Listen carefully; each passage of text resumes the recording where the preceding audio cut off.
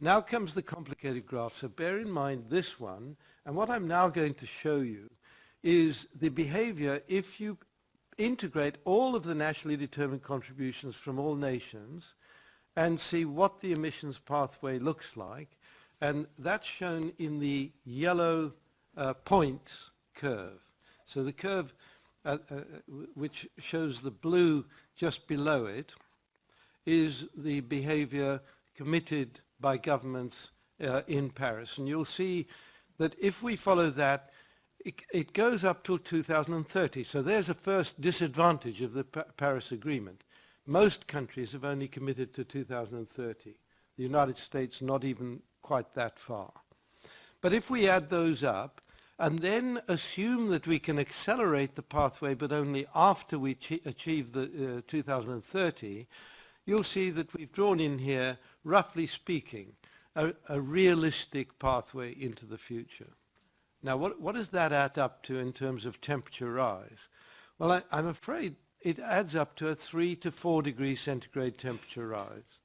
Right, so now let's go back and ask another question.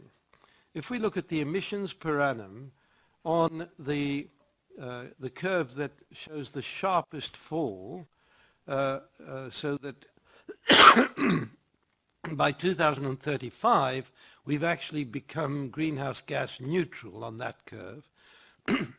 That's the curve required to stay below 1.5 degrees centigrade with a 50% chance. Now, in other words, from this analysis, we've got to be very lucky to stay below at anything close to 1.5 degrees centigrade. If you look at the blue dots and the red dots, those two curves represent two different evaluations of the fall required to stay below 2 degrees centigrade with a 50-50 chance.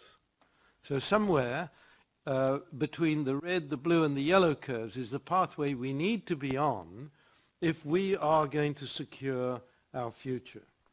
Now that's quite a big difference between those pathways and the pathway shown in yellow representing a simple adding up of the INDCs. But then let me emphasize, I believe we can do far better than those INDCs. The point about this, my presentation to you is, however, we will have to do much better and we will have to be very proactive in doing that.